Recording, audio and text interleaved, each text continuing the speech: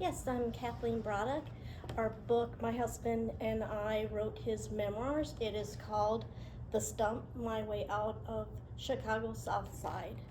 I have a few chapters in the book as well, mainly about how we met and what happened after that. I'm reading from chapter 17, titled PTSD, Windows and Doors, written by Kathleen. In the end, Sergeant Major and I hooked up, but you've already figured that out already. I'll leave that story until later. I'll just say it wasn't love at first sight and leave it at that. After we got engaged in 2010, but prior to the wedding, Sergeant Major's back really was bothering him. He had been fighting lower back pain for months and went through the normal litany of treatments the Army doctors had tried to relieve his pain. Physical therapy, water therapy, cortisone shots, acupuncture, nothing was helping. The MRI showed he had no disc left at his L5. The doctor said picture a jelly donut that had been smashed, with all the jelly oozed out. That was his problem, and that was the result of too much jumping out of airplanes with a full load on his back, and too much impact on landing. Ammo's heavy. I went to the store once and bought Sergeant Major 2 cases of bullets for target practice.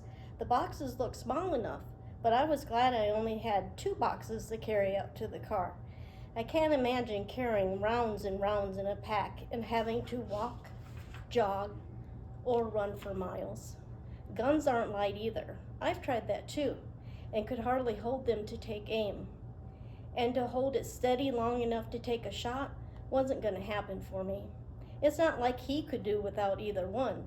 I wouldn't make a good soldier, so I'll leave that to the tough guys and gals. Nothing was working to relieve the pain, and his quality of life was going downhill fast. The pain rapidly moved from his back to his back end, making its way down his right side and into his calves and feet, causing numbness. Sitting seemed to help, but he couldn't sit out the rest of his life.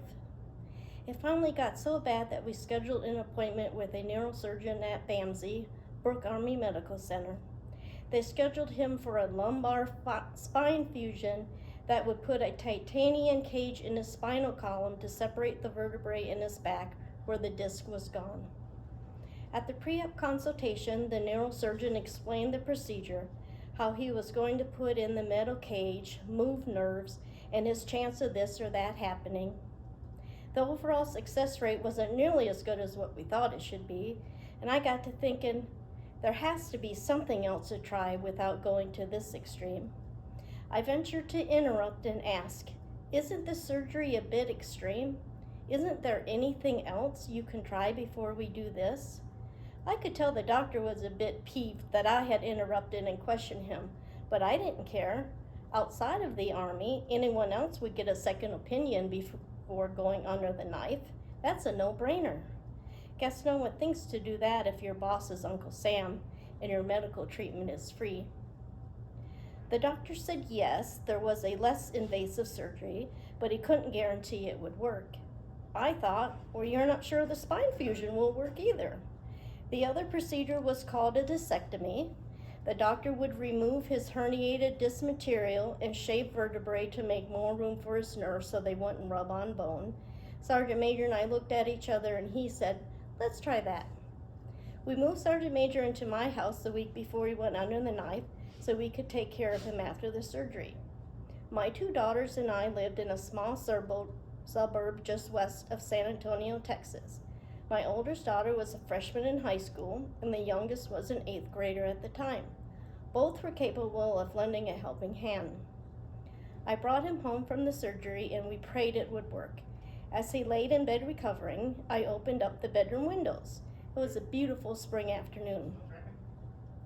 My thought was that airing out the house, letting him listen to the birds and watch the squirrels play would be good for him, give him something to do. As the evening approached and we got ready for bed, he said, Kathleen, you have to close the windows. I said, well, it's cooling off nice. We don't need the air on. I don't sleep with windows open, and that front door has got to be replaced. I asked, what are you talking about? This house has too many windows, and for God's sake, the front and back doors have glass in them. You don't even have a fence. Bottom line is anyone can get into this house. It's just not safe. Changes are going to have to be made or else I can't live here. Clearly, Sergeant Major's PTSD was rearing its ugly head. I recognized the signs and tried to de-escalate the situation. I replied, "Baby, I have no problem with changing out any of those things. I want you to feel safe. I'll close and lock all the windows and we'll tackle new doors and a fence after we get married. Will that work?" He thought for a moment and said, "Yes, that will work, but I really hate that front door." He continued to recover from his surgery, but it was still too early to tell if it had been successful. Later that week, I asked him about the windows, why that was such a big issue for him. I told him that when I grew up in Wisconsin, we didn't have air conditioning in our house. We always slept with the windows open. Even the front door had a screen that we left open to get a good cross breeze blowing. He told me that was a whole different world from where he'd grown up and he wouldn't think to go to bed with open windows on the south side of Chicago. That just wouldn't happen. He described to me in detail the bars and locks on the windows and doors. He had told me his story. His world and mine were miles apart. We continued to hope and we prayed the surgery was the answer. We weren't so lucky.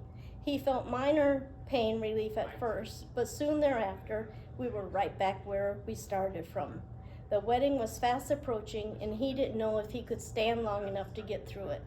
We made an appointment to see the pain relief specialist at BAMSI, and they prescribed the powerful drug Lyrica. It masked the pain, but did nothing to resolve the underlying issue. I told him, let's get through the wedding, and then I could put him on my civilian medical insurance, and we would get a second opinion. We had a Catholic military wedding on post, a full mass, meaning it wasn't the short kind. The priest was thoughtful and brought in 2 chairs so we didn't have to stand or kneel for the hour-long ceremony. Drugged up, Sergeant Major made it through. We didn't bother with the honeymoon. Sergeant Major was in too much pain to think about traveling. During one night in bed shortly after the wedding, I noticed his legs, but they didn't look like normal legs. They looked like Fred Flintstone legs. A side effect of Lyrica is swelling.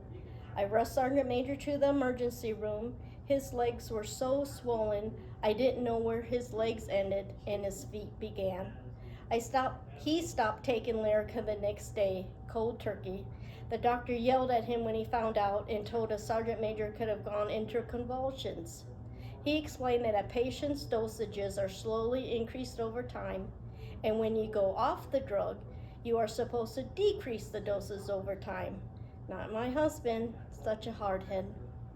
I enrolled Sergeant Major in my health insurance, found a spine clinic, and we went to our initial appointment. The doctor took down his medical history, wrote down the failed treatments, and got to the part about his surgery. The doctor stopped and said, "You already had back surgery?" Sergeant Major replied, "Well, yes, doctor, I had surgery at BAMSI." "You already had a spine fusion?" the doctor asked. Sergeant Major said, "Well, actually, no. They wanted to do that, but Kathleen and I asked if there was a less invasive surgery to try first. So I had a discectomy." Relieved, the doctor said, "That's good news. If you had gone through with the spine fusion, I wouldn't be able to help you here. You would not qualify for my procedure. That's a dead end as far as my treatment is concerned. You made the right choice. That surgery should only be done as a last resort if everything else has failed to work. Let's get a new MRI scheduled and see what we are dealing with. I'm hopeful I can help you out. Not mask your pain like the Lyrica did, but relieve your pain, eliminate it." Once again, we had hope. We stopped by the receptionist window on our way out, and she called an imaging clinic closest to our home and relayed the message back to us asking if Wednesday would work. It was currently Monday. Sergeant Major said, "What Wednesday? Like a month from now? I'm not sure what my schedule is that far out." The receptionist looked at me with a puzzled face, turned to him and said, "Sir, it's this Wednesday, day after tomorrow." Sergeant Major got a surprised look on his face. I turned to him and said, "Welcome to my world, baby." The norm for him to schedule an MRI or any other appointment outside of showing up in the emergency room was usually about a month. That's a long time to wait. My world was looking pretty good. With the MRI completed, we went back the next week to have the doctor look at the results. The doctor said, "I think I can help you out. I'll be seeing you 3 times a week for several weeks. I'll put you on a machine that pulls your vertebrae apart. We'll work our way up to put more pounds on it over time. Your bodily fluids will do the rest, and it will actually heal and relieve your pain over time. We call that natural healing. Over the course of a year, you won't have to see me as often, eventually only twice a year for tune-ups. How does that sound?" Sergeant Major said, "Sounds too good to be true, but I'll give it a shot. I have nothing to lose." We were both doubters, but it really worked, just like the doctor had said it would. As Sergeant Major began to feel relief, he started to exercise. He knew he would never be able to run again. The pounding put too much pressure on his back. The doctor said, "Try walking." The stay-at-home moms in the subdivision watched his struggle. I only heard about it later. Sergeant Major's a fighter, has been all his life. He's stubborn and he never gives up. The treatment was working, and Sergeant Major was ready to work to get back in shape. Every day he pushed and fought through the pain to increase the distance he could walk.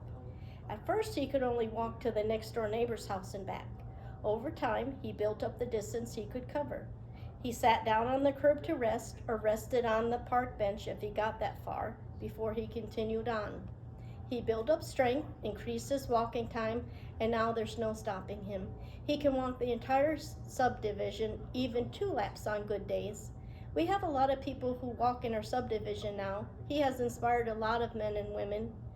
He laughed when he told me that some of the men in the neighborhood would stop and say to him, "You got me in trouble. My wife said if you can get out there and walk, and you're clearly in pain, then I need to get my fat ass out there too and lose some weight."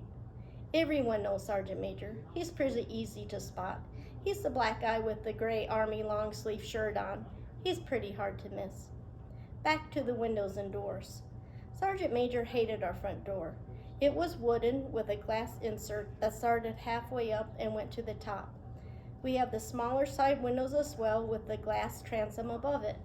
I thought it looked nice and let in lots of bright Texas sunshine. Sergeant Major found it unsafe.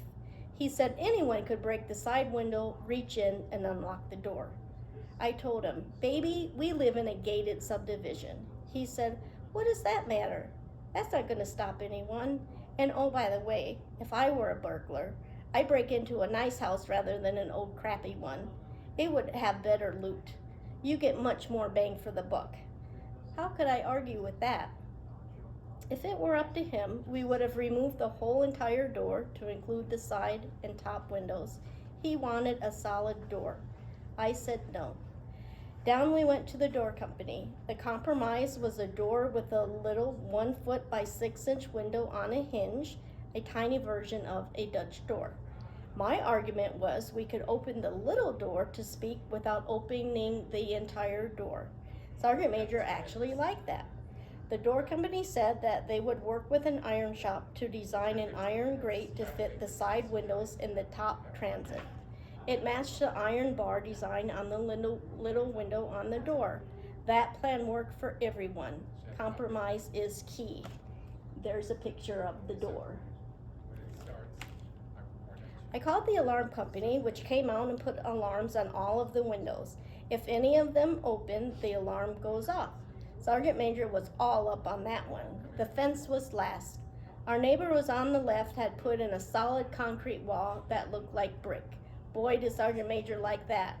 He said he wanted it around the whole house. I said no, I wasn't going to live in a compound. Don't laugh. It took Sergeant Major years to stop calling the subdivision compound. We drive through the gated entrance and he'd say, "We're home now. We're in the compound." Who does that? The compromise for the fence was to extend the solid concrete fence that already existed on the left side and connect that to the house with a solid bottom concrete, with the upper half being wrought iron fence. The right side and back would be all wrought iron. We met with a contractor who said, How high do you want the fence to be?